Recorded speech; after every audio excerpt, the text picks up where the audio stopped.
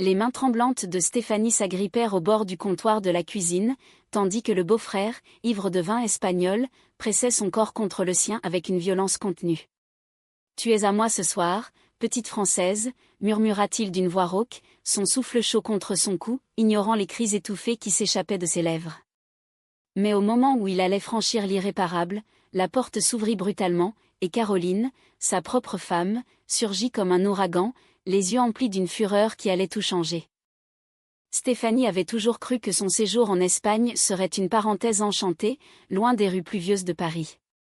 À 32 ans, elle était venue à Barcelone pour rendre visite à sa sœur aînée, mariée à un Espagnol charismatique nommé Javier. La maison familiale, perchée sur les collines de Montjuïc, offrait une vue imprenable sur la mer Méditerranée, avec ses terrasses fleuries de bougainvilliers et ses murs blanchis à la chaux. C'était un havre de paix apparent, où les dîners se prolongeaient tard dans la nuit, arrosés de sangria et de rire. Mais derrière cette façade idyllique se cachaient des tensions palpables, des regards fuyants et des silences lourds de secrets. Caroline, la belle-sœur de Stéphanie, était une femme de 34 ans, originaire de Madrid, avec une beauté sauvage qui évoquait les flamencos passionnés. Ses cheveux auburn cascadaient en boucles indisciplinées, encadrant un visage aux traits fins, parsemé de taches de rousseur qui dansaient sous le soleil catalan. Elle travaillait comme professeure de littérature à l'université, et sa voix, chaude et modulée, portait l'accent chantant de l'Espagne du Sud. Javier, son mari, était un architecte renommé, charismatique et volage, dont les absences fréquentes laissaient Caroline seule avec ses doutes. Stéphanie, graphiste parisienne aux cheveux noirs coupés au carré, aux yeux verts perçants, avait perçu dès son arrivée cette mélancolie chez Caroline, comme un voile invisible qui ternissait son sourire. Les premiers jours furent marqués par une complicité naissante entre les deux femmes. Elles se promenaient ensemble dans les ruelles sinueuses du Barry gothique, où l'histoire de Barcelone se murmurait à travers les pierres anciennes. Caroline racontait des anecdotes sur Gaudí, sur la Sagrada Familia qui s'élevait comme un rêve inachevé vers le ciel. Stéphanie, fascinée, écoutait, sentant une connexion profonde se tisser. « Tu sais, Stéphanie, ici en Espagne, on vit avec le cœur à fleur de peau », avait dit Caroline un après-midi, alors qu'elle sirotait un café qu'on léchait sur la Rambla. Mais parfois, ce cœur saigne sans que personne ne le voie. Ce soir-là, la maison bruissait des préparatifs d'un dîner familial. Javier avait invité des amis, et l'air embaumait l'ail et le safran de la paella en préparation. Stéphanie aidait en cuisine, coupant des légumes avec précision, quand Javier entra, une bouteille de Rioja à la main. Il était déjà éméché, ses yeux noirs brillant d'un éclat dangereux. « Ma belle-sœur française, toujours si élégante », avait-il lancé avec un sourire carnassier. Stéphanie avait ri poliment, mais quelque chose dans son ton l'avait mise mal à l'aise. Caroline était sortie faire une course rapide, laissant la maison à la merci de cette tension montante. C'est alors que tout bascula. Javier s'approcha trop près, prétextant l'aider, et ses mains glissèrent sur ses hanches. Stéphanie se raidit, tenta de se dégager, mais il la coinça contre le comptoir. « Ne fais pas la prude, tu en meurs d'envie », grogna-t-il, son haleine vinaigrée envahissant l'espace. Elle lutta, le cœur battant, mais il était plus fort. Les larmes montèrent à ses yeux, un cri étouffé s'échappa. Et puis, la porte claqua. Caroline, de retour plus tôt que prévu, les découvrit ainsi. Son visage se décomposa, passant de la surprise à la rage pure. « Javier !»« Qu'est-ce que tu fais ?» hurla-t-elle, sa voix brisée par l'incrédulité. Il recula, balbutiant des excuses maladroites, mais le mal était fait. Caroline attrapa Stéphanie par le bras, l'entraînant hors de la cuisine, loin de cet homme qu'elle avait aimé. Elles se réfugièrent dans la chambre d'amis, où Stéphanie s'effondra en sanglots. Caroline la serra contre elle, murmurant des mots apaisants en espagnol mêlés de français. « Ça va aller, mi amor, je suis là. » Dans cette étreinte, quelque chose naquit, une étincelle inattendue au milieu du chaos. Les heures suivantes furent un tourbillon d'émotions.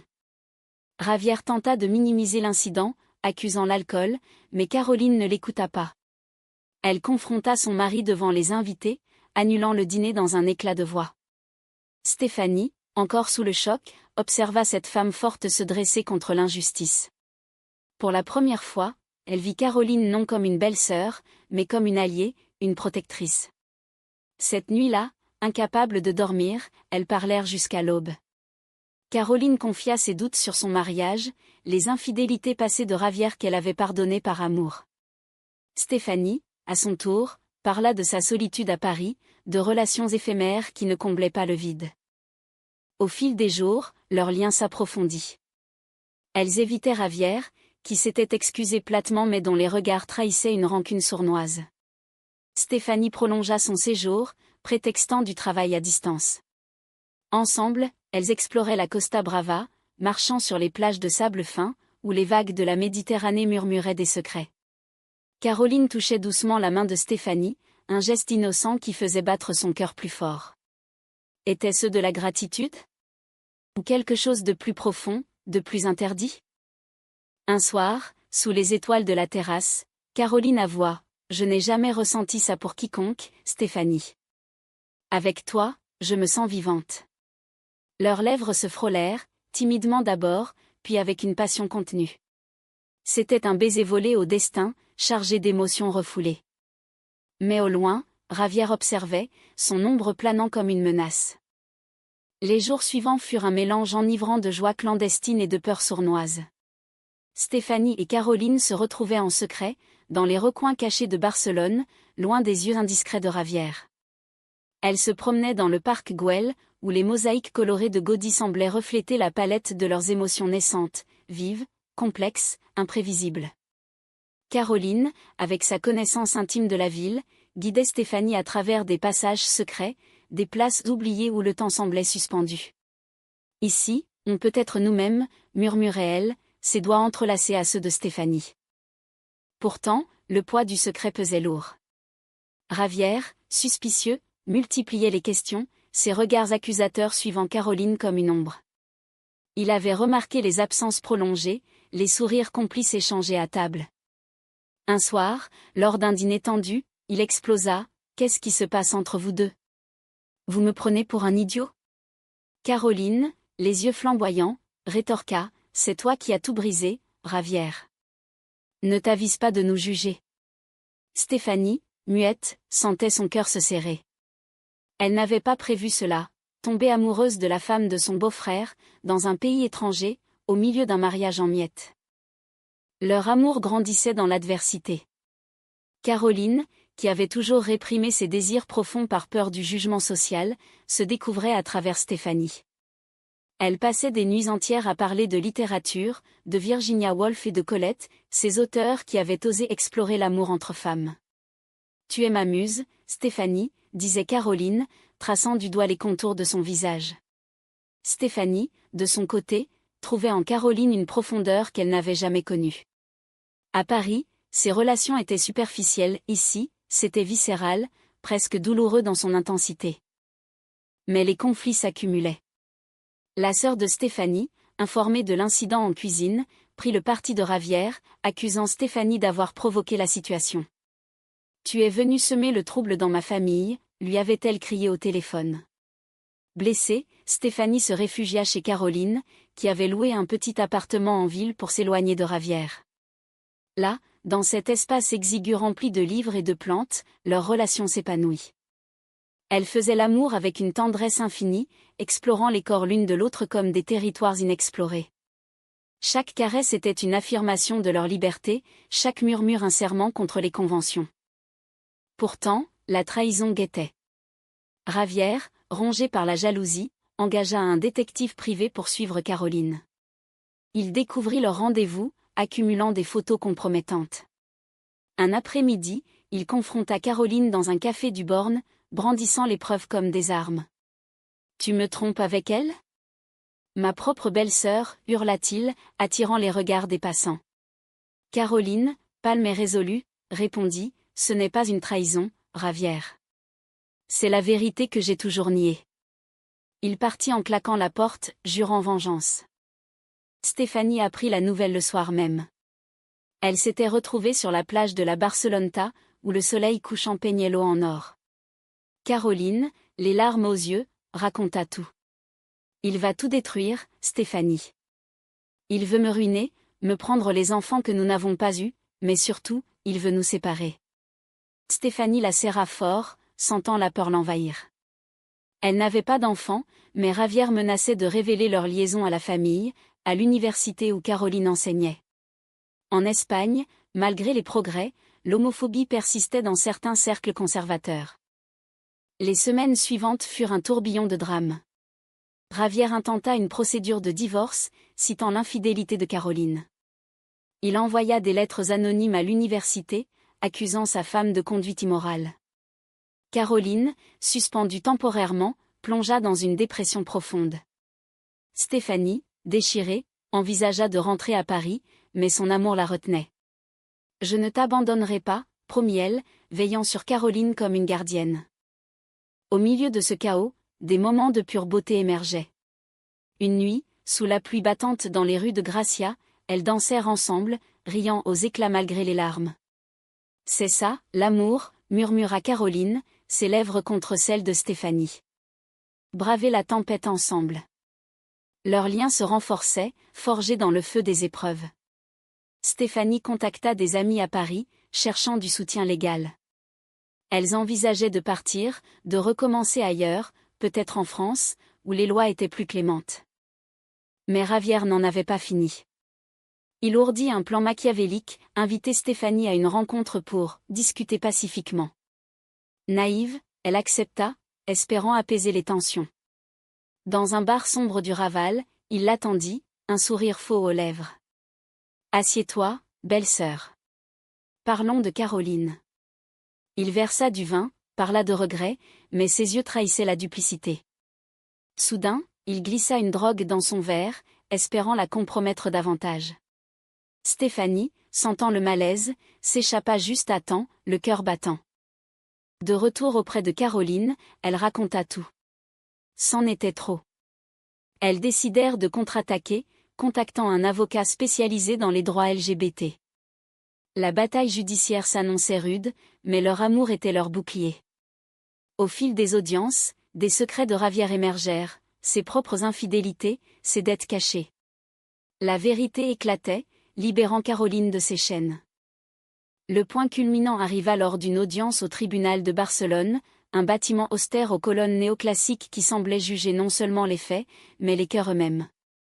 Javier, vêtu d'un costume impeccable, témoignait avec une éloquence feinte, peignant Caroline comme une femme instable, influencée par Stéphanie. « Elle m'a trahi avec ma propre belle-sœur », clama-t-il, sa voix résonnant dans la salle.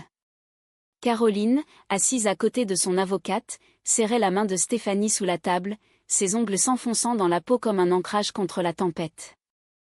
Stéphanie, appelée à la barre, affronta les regards accusateurs. À 32 ans, elle se sentait vulnérable, mais déterminée. « Ce qui s'est passé dans la cuisine n'était pas consenti », déclara-t-elle d'une voix ferme, décrivant l'agression avec une précision clinique. Le juge, une femme d'âge mûr aux yeux perçants, nota tout. Puis vint le tour de Caroline. Elle parla de son mariage, de l'amour fané, de la découverte de ses vrais sentiments. « J'aime Stéphanie », avoua-t-elle, la voix tremblante mais résolue. Et cet amour n'est pas une trahison, mais une renaissance. La salle murmura, un mélange de choc et d'empathie. Javier, furieux, tenta de discréditer leur relation, brandissant des photos volées. Mais l'avocate de Caroline contre-attaqua, révélant les preuves de ses propres adultères, de ses tentatives de manipulation. Le détective qui l'avait engagé témoigna contre lui, lassé de ses mensonges. Javier s'effondra, son masque tombant enfin. Le juge ajourna l'audience, mais l'issue semblait favorable. Hors du tribunal, sous le soleil implacable de midi, Stéphanie et Caroline s'embrassèrent, indifférentes au regard. « On va gagner, mis à mort », murmura Caroline. Mais la victoire avait un prix. La famille de Stéphanie se divisa, sa sœur la renia, accusant d'avoir détruit un mariage. Des amis se distancèrent, effrayés par le scandale.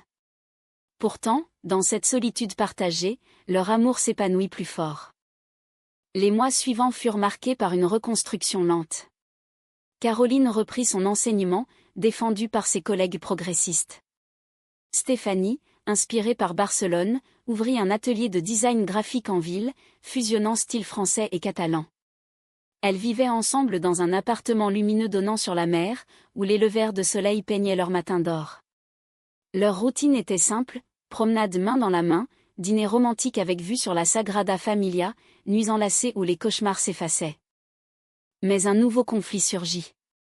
Javier, aigri par la défaite, répandit des rumeurs sur les réseaux sociaux, exposant leur histoire. Caroline reçut des messages haineux, des menaces voilées. Un soir, rentrant d'une conférence, elle trouva leur porte taguée d'insultes homophobes. Stéphanie, horrifiée, la serra contre elle. « On ne les laissera pas nous briser », jura-t-elle. Elles portèrent plainte, unissant leurs forces une fois de plus. Au cœur de cette tourmente, des moments de pure humanité émergèrent. Une voisine âgée, témoin de leur amour, leur offrit des fleurs. « L'amour est l'amour, mes filles. » Des étudiants de Caroline organisèrent une manifestation de soutien, brandissant des drapeaux arc-en-ciel. Stéphanie, touchée, réalisa que leur histoire transcendait le personnel, elle devenait un symbole de résilience. Pourtant, la trahison la plus douloureuse vint de l'intérieur. La sœur de Stéphanie, rongée par la culpabilité, contacta Javier en secret, lui fournissant des détails intimes pour relancer le procès. Quand Stéphanie l'apprit, ce fut un coup de poignard. « Comment as-tu pu » cria-t-elle au téléphone, les larmes coulant. Caroline, présente, la consola. « Elle a peur, Stéphanie. Mais nous, on a l'amour. » Le climax émotionnel se produisit lors d'une confrontation familiale. Invitée par leur mère à Paris, Stéphanie y alla avec Caroline. Dans l'appartement haussmannien, les accusations fusèrent. La sœur pleura, avouant sa jalousie. Javier, présent via appel vidéo, tenta une dernière manipulation. Mais Stéphanie, forte de son amour, posa un ultimatum, « Acceptez-nous, ou perdez-nous. » La mère, émue, choisit la réconciliation, embrassant Caroline comme une fille. De retour à Barcelone, elles célébrèrent cette victoire. Une promenade nocturne sur la plage, les vagues léchant leurs pieds, scella leur engagement. « Épouse-moi, Stéphanie », proposa Caroline, un anneau simple à la main. Les larmes de joie coulèrent, mélange de sel et d'eau de mer. Le mariage fut une cérémonie intime sur les falaises de la Costa Brava, où le vent marin portait les vœux comme des promesses éternelles. Stéphanie, en robe blanche fluide, et Caroline, en tailleur élégant, échangèrent des alliances sous un ciel azur. Des amis proches, des collègues solidaires, applaudirent, transformant le passé douloureux en un avenir radieux. Javier, vaincu, avait signé le divorce sans plus de résistance, emportant ses ombres ailleurs. Les années suivantes furent un témoignage de leur résilience. Stéphanie et Caroline adoptèrent une petite fille d'un orphelinat espagnol, la nommant Esperanza Espoir. Leur foyer devint un sanctuaire d'amour, où les rires d'enfants effaçaient les cicatrices. Caroline publia un roman inspiré de leur histoire, acclamé pour sa profondeur émotionnelle, touchant des cœurs au-delà des frontières. Stéphanie, à travers son art, illustrait des récits LGBT, promouvant l'acceptation. Pourtant, les souvenirs persistaient, comme des vagues revenant à marée haute. Parfois, Stéphanie revivait l'incident de la cuisine, mais Caroline était là, son ancre. Elle voyageait souvent à Paris, reliant leur monde, la passion espagnole et l'élégance française. Dans les cafés du Marais, elles se tenaient la main, symbole vivant d'un amour conquis. Leur histoire, bien que née d'une trahison, s'achevait sur une note humaniste, l'amour triomphe quand il est vrai, transcendant les barrières sociales et les douleurs passées. Stéphanie et Caroline, unies par le destin inattendu, vivaient pleinement, inspirant d'autres à embrasser leur vérité. Dans les rues de Barcelone, où tout avait commencé, elles marchaient encore, main dans la main, sous les étoiles qui veillaient sur leur bonheur conquis.